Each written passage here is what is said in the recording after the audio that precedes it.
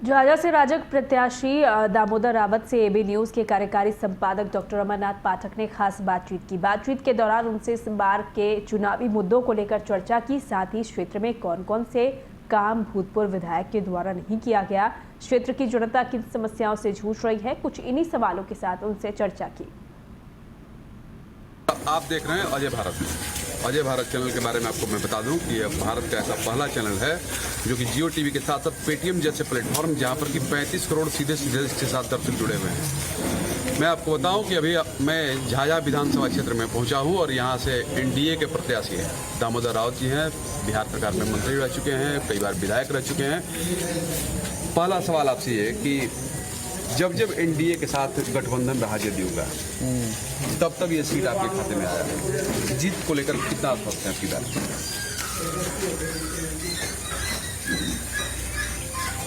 जब जब हम लोग एनडीए के साथ रहे तब तक यहाँ से चुनाव मैंने जीता, ये सही बात है। उसके बावजूद मैंने यहाँ विकास के बहुत कार्य किए हैं।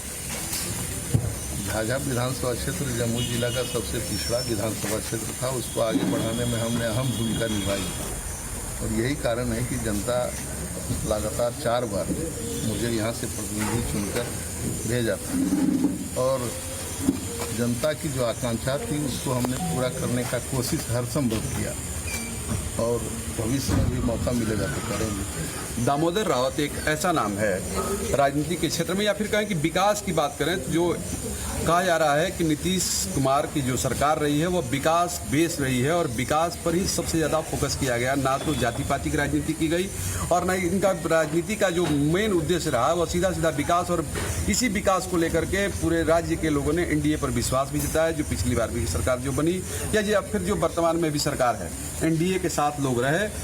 दामोदर रावत ने पिछले विधानसभा चुनाव में जब यहाँ चुनाव जीत करके गए थे तो यहाँ से वो बने थे भवन निर्माण मंत्री, और भवन निर्माण मंत्री बनने के क्रम में बिहार के जितने भी सरकारी महकमे के जो भी बिल्डिंग बने हुए हैं उसको लेकर के आज तक ना तो कोई सवाल उठाया गया और ना ही उस पर कोई आपत्ति व्यक्त की। सबों ने उस दौरान जो भी काम हुए भवन निर्माण को लेकर के सब लोगों ने सराहा।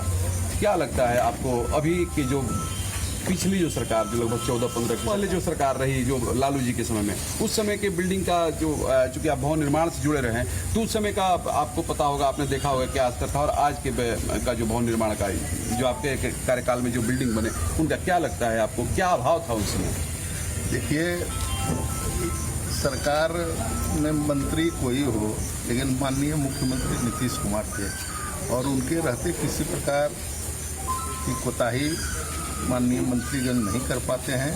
उनकी नज़र सभी विभागों पर रहती है, सभी विभाग का काम की समीक्षा वे लगातार करते रहते हैं। यही कारण है कि मंत्री बहुत महत्वपूर्ण नहीं हो जाता, माननीय मुख्यमंत्री स्वयं उस पर नज़र रखते हैं और हम लोग अपने तरफ से प्रयास किया कि बिल्डिंग अच्छी तरह बने और बना भी।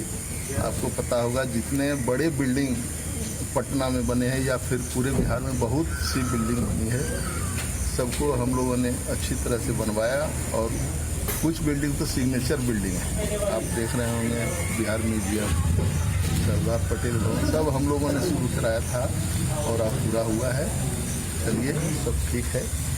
बताया जा रहा है कि अब की बार फिर जैसे ही चुनाव जीतेंगे दामोदर जी फिर से एक बार नीतीश कैबिनेट में मंत्री पद प्राप्त करेंगे और फिर वह एक विकास का जो गाथा जो बंद हुआ था झाझा विधानसभा क्षेत्र में कहें वह फिर से विकास पहिए पर चढ़ेगा और ट्रैक पर दौड़ना शुरू करेगा विकास। ऐसा कौन कौन से ऐसे काम लगते हैं दामोदर जी जो कि आप पिछले कार्यकाल में नहीं कर पाए, मलाल रह गया कि हम नहीं कर पाए, ऐसा क्या लगता है आपको?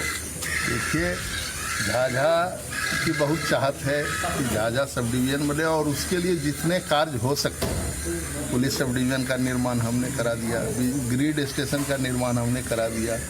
तो झाझा के लोगों की चाहत है कि सब डिवीज़न बने और हमारी सरकार जब से बनी है, पिछली सरकार की छोड़ दीजिए, 15 वर्ष पूर्व की सरकार की, हमारी सरकार ने एक भी सब डिवीज़न का गठन नहीं किया है और अगर मुझे मौका मिलता है तो हम इस काम को अवश्य पूरा करेंगे। और जो विकास के कार्य हैं, आवागमन के जो साधन अब भी थोड़ा बहुत बचा हुआ है उसको भी हम लोग पूरा करेंगे। खेती के क्षेत्र में जो काम माननीय मुख्यमंत्री जी शुरू कर रहे हैं पूरी मुस्तैदी से लागू करेंगे। और यह क्षेत्र अभी हम घूम रहे थे बहुत से देहात में, जब हम लोग 10 बरस पहले उस गांव में जाते थे तो पता उस गांव का कहीं अता पता नहीं पता चलता था, लेकिन अब वह गांव भी आगे बढ़ चुका है। वह गांव भी लगता है कि अब चट्टी हो गया, बिजली बत्ती जल रहा है, अनेक बाजार हाट लग गए हैं। यह हमारी सरकार की देन है। 2 राजनीतिक सवाल आपसे।